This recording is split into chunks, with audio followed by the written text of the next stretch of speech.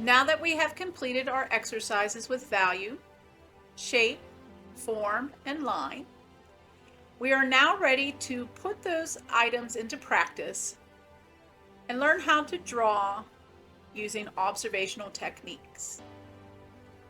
So you're going to want to turn to the back of your sketchbook into the pages that are behind the blue divider. And for our exercise, you want to take out the fruit chew candy that was provided to you in the little bag that I gave you. So one of the first steps when we work with observational drawing is to have the item in front of us. We need to be able to see it. This can't be put away. It has to be something that we can constantly look back at. When working in observational drawing, you are going to start with some blocking off or mapping of the item. And what that means is we want to look at what we have here and determine if a certain simple geometrical shape or form can represent the item on our paper. Looking at the Tootsie Roll in my point of view, I would start with a cylinder. I have one edge of it coming closer to me, one end, and it's in a diagonal direction.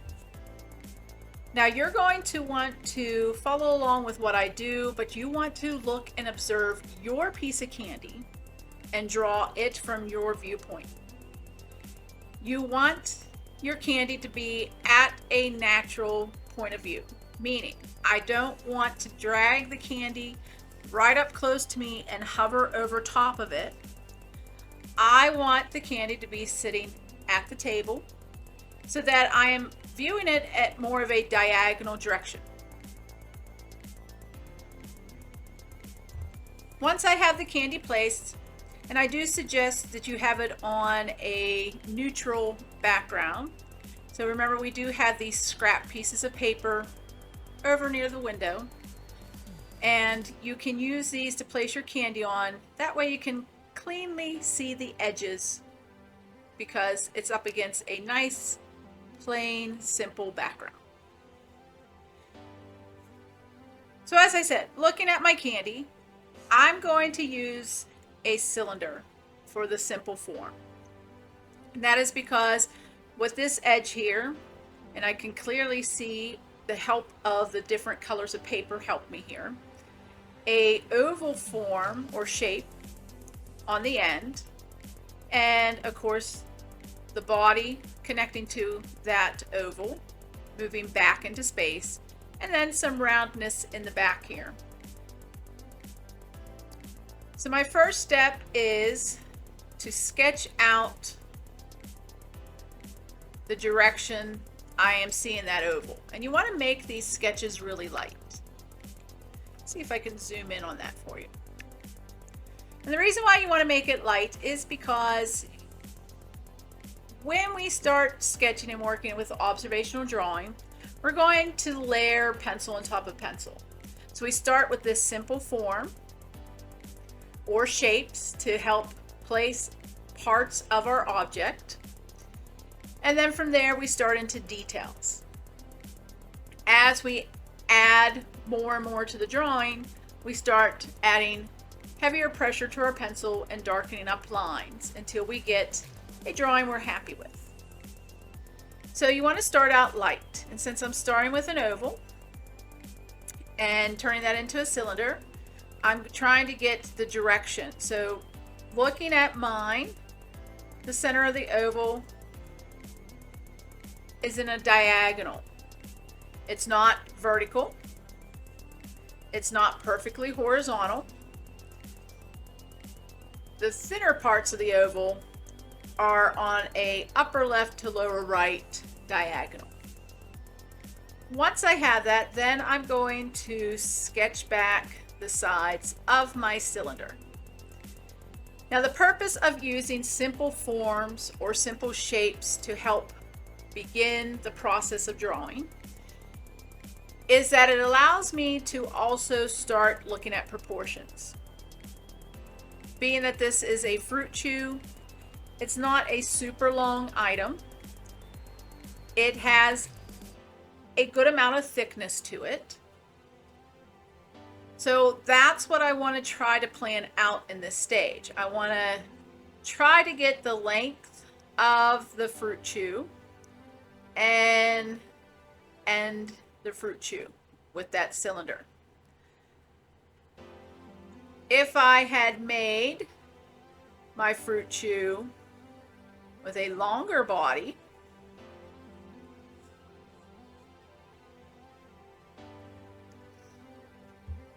it doesn't quite reflect what I'm seeing. It may be mistaken for some other candy item in our bag, like the Smarties. So now that I have my basic form started, this represents the main part of my object. Being that this candy is wrapped with paper, we have some twisted ends. Looking at those twisted ends, I am seeing more a collection of shapes than I am form. And those shapes, when I'm looking at mine, appear to be triangles. I'm going to look, let me move mine carefully back onto screen here.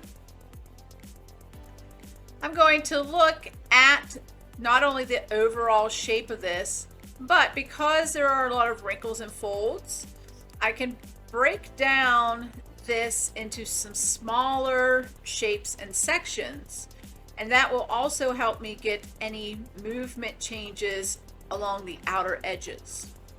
So let me show you what I mean by that. Since I am seeing a lot of triangles, the first one I see comes up past the end in towards slightly off center and has an angle about like this on the end, and then there's a big wrinkle there, and where the paper starts to crinkle back together in the twist, I have a triangle that kind of looks like that in that part of the twisted paper. From there, connected to it at a slightly different angle, I have a wider piece in between folds that I can represent with a simple triangle. And connected to that, I have another piece that has just a slight angle change. And it doesn't even go clear back to here. It ends along this second triangle. I'm also going to do that with the back twist end. So for this one, I see a big gap between the back of my cylinder and this twisted end. And again, I see a triangle here. Connected to it, and with another directional change, is another section that has a very similar shape to a triangle. That's why I'm using the triangle to represent them. And connected to it, and again another directional change in the paper, is a third. So already, just using some simple forms and shapes, I'm starting to get the idea that this is a piece of candy in our bag that has twisted ends. Once we reach this stage, we are now ready to start looking for details. And this is where we're going to start changing what we have here. Very rarely, any item in our bag, very rarely are they going to stay perfect geometrical forms. In this case, my fruit chew has a lot of dents in it because it's been squished. Okay, so you can see there. And on the other side, If I had flipped it this way, I don't know if you can see that fold right there, but you can clearly see a nice sharp corner here on the candy. And I might have instead started with a rectangular box shape, or form I should say, rectangular box form to start the drawing if I were on this side. So I'm going to try to reposition that as best as I can from how I was viewing it. And now I'm ready to start some forms, some details. So what I'm looking for when I start into my details is, of course, contour lines.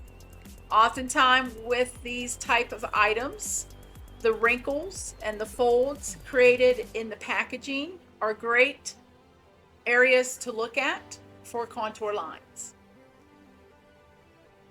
I also have value changes. Sometimes you can clearly see some shadows and some highlights on the objects themselves that, when outlined, help create more form and movement. And I also have color changes. So with this fruit chew I am looking at, it is green. So the main body of it is light green. The ends are dark green. I have a logo here that is a dark green. All of this combined with some shadows and highlights, like the little white spots I'm seeing on the wrapper, and the wrinkles and the pleats in the paper, are going to help me get a more realistic look to my item as I'm drawing it. So again, my item needs to be in front of me, and I'm going to look from the item to my drawing. And it doesn't really matter where you start, but once you start in a place, you're going to just draw a small amount. You're going to check it with the item, and then you're going to see what's connected to that part, what's beside it, what might be behind it, and analyze all of the little changes to it that will switch it from this perfect cylinder with triangles representing the twisted ends to paper wrapped around an item. So I'm going to start behind my twisted end here, and this is where I'm going to start darkening up some. I see a little bit of a flat edge in my dark green, and I see a fold right here. And that dark green kind of disappears into that fold. This new line I just drew connects to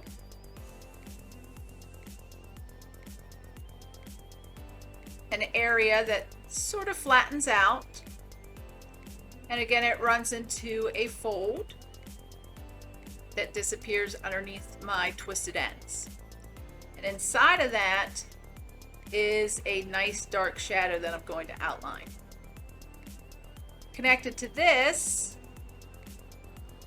that dark green actually bubbles out a little bit because this pleat in my paper pops out, comes more forward than this section that I just drew.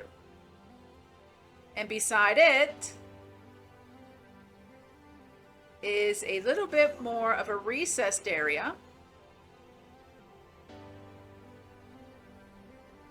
And that ends with a bubbled out edge again that starts to turn in underneath my wrapper.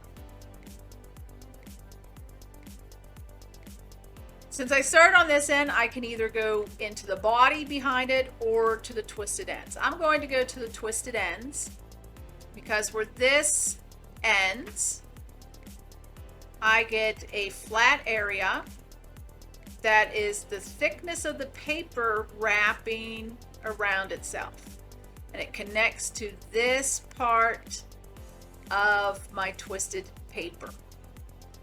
And that flat end here twists up into one of the major wrinkles that helped me separate this triangle from this triangle.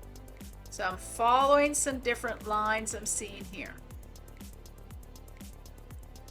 This comes to a pleat, and it has a bit of a shadow there. Out here, there's a softening where these two change directions. It's not quite as angular where two triangles meet. Sort of bends a little bit. And as I come down this way, there's actually a slight dip in the paper.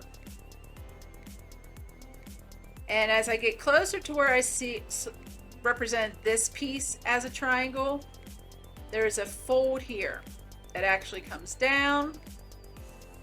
There's a pleat here that goes up into another big fold on my paper. And then this gets connected with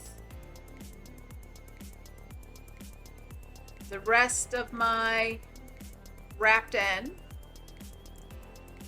And this comes back towards this, and there's a little bit of a bump here from where the paper bulges in that wrapping. So notice how long it took me to just draw those sections. When you're drawing through observation, you are analyzing each part. So as I drew a little bit, I checked to see what was happening around it, and I made adjustments to any shapes or lines as I added more detail as to what I'm seeing. Hidden in shadow right underneath this is the rest of the cylinder end, or what started out as a cylinder end in my paper. And it has a little bit of a upwards movement, whereas this part comes down, this comes up a little bit higher. Now that I have that started, I'm going to come back on my body. So this was my dark green, and I am going to try to, while this is playing for you, I'm going to try to put a photograph of my candy close to a similar viewpoint as what I have it. It might be slightly off by the time I get the photograph taken, but I'll try to get one taken that is very similar to what I am seeing here in person. Right behind this dark green, because remember this started out as the dark green end, meaning the light green paper. There is a little bit of light green paper peeking out from behind here. And since my candy is squished, it doesn't come straight back. There's actually a bump, a raised part, and some waviness to that raised part as I work my way back to the farther side of the candy.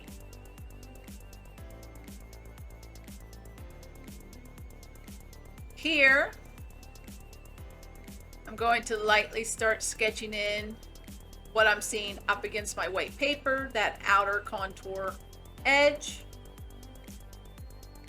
and start looking for anything else that can help me move on further back. So what I'm noticing is the end of the paper where you would open up the fruit chew if you unwrapped it. That's what this is here.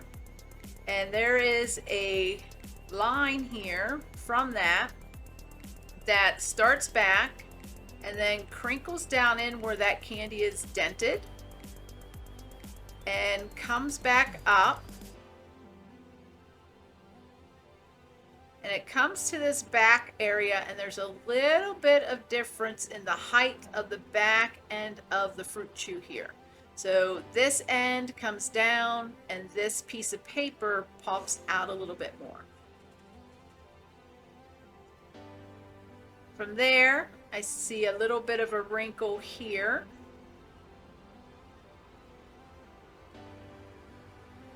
And my dark green seems to come up to a little bit of a peak back here.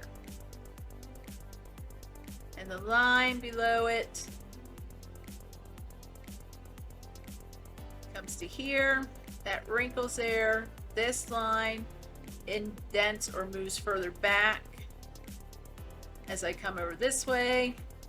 And then this one is not lined up with it either. It's slightly further back.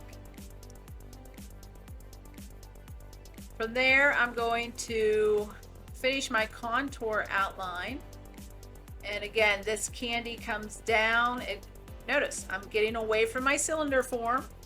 I'm getting more movement in the piece. So I'm looking at the wrinkles, the form movement, and things like the shadows, the ends of the paper, highlights on the Fruit Chew, and even the Fruit Chew logo are starting to help me identify these things. So it pinches here, kind of rounds off, slightly comes up, and then attaches to the front.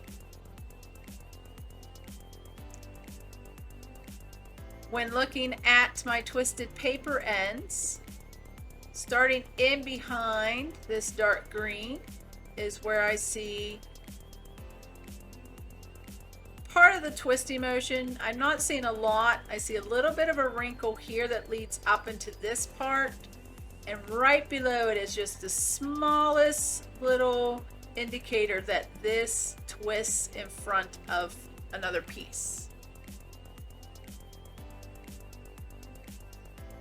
Going to start giving more form to this section that I had represented with the triangle, and what I'm seeing here is it rounds over a little bit, and this actually has a piece of paper that folds down over top.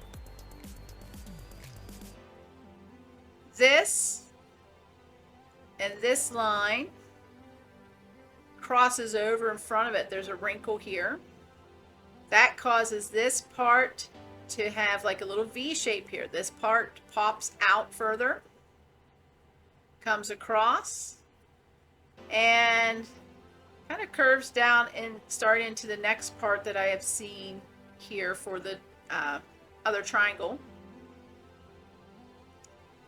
And this part comes down and back and behind, and right here's a wrinkle that I'm going to outline. This has a shadow here, and it gets cut in front with another wrinkle that adds another shadow to here.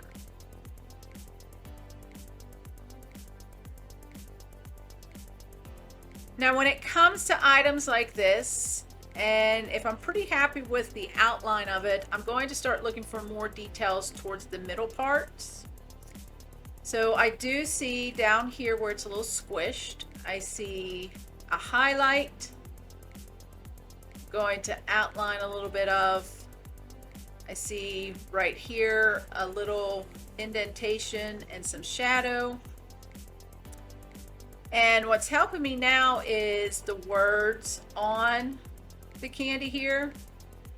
Part of the word fruit kind of disappears because there's a fold there. And I have a wrinkle here in the Fruit Chew that comes up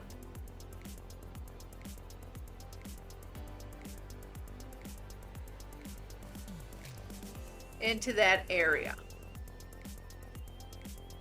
There's another wrinkle over on this side. And this is why, you know, we start darkening up, because what I'm seeing here is I have this maybe a little bit off. I need my lowest part of that fold here and then raise this up here, because that is what's causing that low part in the end of the paper that would open up when you open this to eat it, is that little dent here. And in fact, that means I'm going to move this out a little bit further this way because it meets this fold I had already drawn.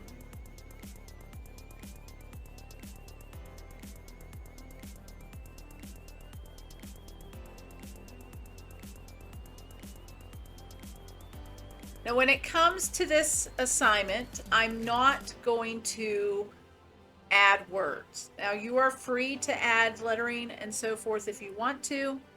I will outline color changes in the logos, but not the words themselves. So instead of writing fruit chews, I am going to just outline the darker green patch in which the words fruit chew are located.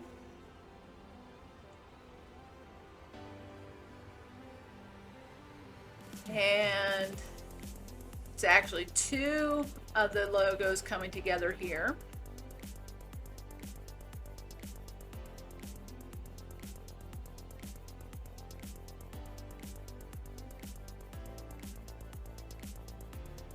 And they're slightly off-centered from each other.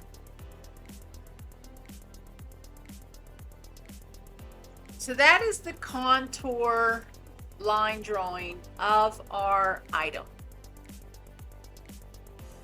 Yours will look different from mine because you should be observing what's happening with your fruit chew and trying to start with that simple shape, form, adding other shapes or forms to it to complete the packaging, and then going in and analyzing each small detail and getting the line drawing completed. Looking at mine, I do want to change the angle of this a little bit more, and I want to change this part here. I want to bring this peak up a little bit back this way, back towards me some. So yes, that is the process of observational drawing. So we want to start with one, looking at our item and determining what simple shape or form best represents the main part of the object. Number two, what simple shape or form best represents extra parts of the object. And that's going to be mainly your wrapping. And three, add details. So start looking for contour lines. Look for wrinkles in the packaging. Look for value changes. So sometimes your shadows and your highlights will help you with that contour. And color changes on the wrappers and packaging also. So even with something with clear packaging, and especially if you use the method of putting your items onto a plain background surface, items even with clear packaging,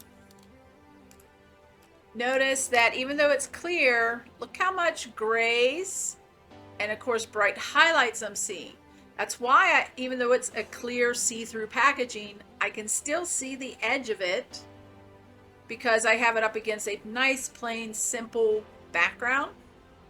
So even clear packaging, see-through packaging, translucent, transparent packaging is going to have some value changes on it.